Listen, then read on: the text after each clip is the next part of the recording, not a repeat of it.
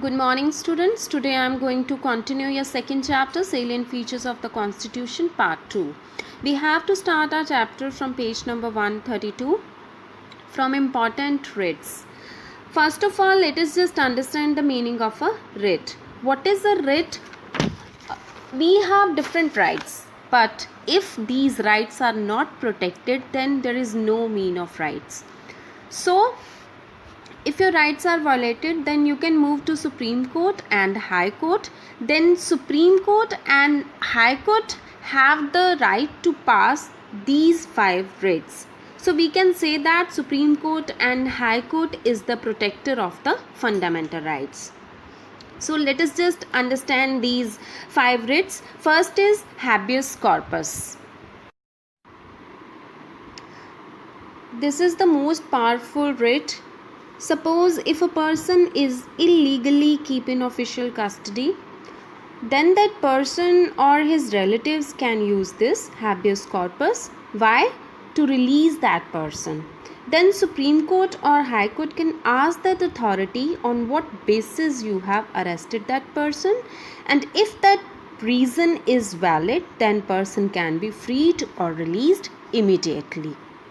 Second writ is the mandamus. It means we command. By this writ, you can tell a public official to perform his duty if they are not doing their duty well. Your third writ is writ of prohibitions. Students, have you heard about prevention is better than cure? Means prevention is required. Suppose before a wrong judgment is passed, then you can pass this writ to prevent that before passing. So this writ is known as writ of prohibition. Your fourth writ is writ of certiorari. It means to be certified. In this, Supreme Court and High Court can give the command to lower court to submit their records to Supreme Court or the High Court. Why? For review. And if they check that whether the judgment given by the lower court is illegal, and illegal can be in these cases if the lack of jurisdiction there, or you can say excess of jurisdiction is there, and if they found it illegal, then that judgment will quashed, means there will be no validity for their jurisdiction.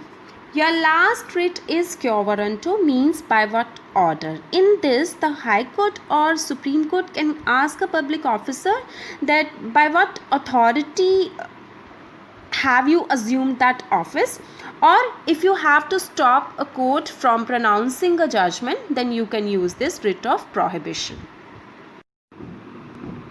Yes, students, your next right is right to education.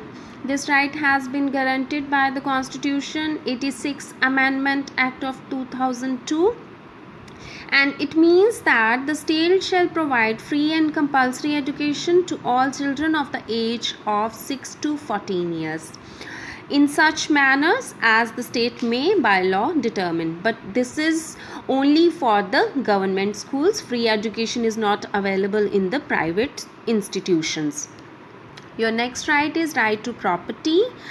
Article 31 of the Constitution had earlier empowered the citizens of India to purchase, hold and dispose of movable as well as immovable property as a fundamental right, but the right to property was deleted from the list of fundamental rights by the new amendment. That new amendment was 44th Amendment Act of 1978.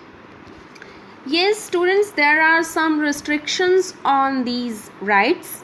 The fundamental rights can be suspended when the president declares a state of emergency in the country, and these emergencies can be declared in the case of a war, external aggression or armed rebellion. Second restriction is for the security of the state and national interest, reasonable restrictions on the fundamental rights can be imposed. Next is there are some laws which restrict the use of these rights in public interest. These laws are the Maintenance of Internal Security Act and Defence of India Rules Act. But they are made to safeguard the interest of the nation, but they curtail the use of fundamental rights. suspension of fundamental rights. If president declare any kind of proclamation of emergency, then these rights will be suspended, and in such a case the Supreme Court and the High Courts shall be powerless to issue the writs or to make any other order for the enforcement of any fundamental rights. Next is the fundamental duties. Friends, we are done about fundamental rights. Now fundamental duties. Duties and rights go hand in hand, and there can be no rights in a society if there are no duties. So in keeping this view in mind, there are fundamental duties which are incorporated in the Constitution of India, and it is given in the part 4th of the Constitution, and it covers your Article 51A. What are your fundamental duties? What kind of duties are there? To abide by the Constitution and respect its ideals and institutions. We should respect the national flag and national anthem. We should protect the integrity and unity of India. We should defend our country in times of need. We should promote harmony and spirit of common brotherhood amongst all the people of India. We should value and preserve the rich heritage of our composite culture. And it is the duty of a parent or guardian to provide opportunities for education to his child. Now, importance of fundamental duties. The fundamental duties are enlisted in the Constitution of India. And what is the importance of the fundamental duties? First of all, they make the citizens aware of their social and economic obligations, and just to warn them to do or not to do certain things, means what is required and what is not required. They should keep these things in mind to protect and awaken the people to their cultural heritage and to strengthen national harmony, just to create patriotism among people. Thank you. Stay home and stay safe.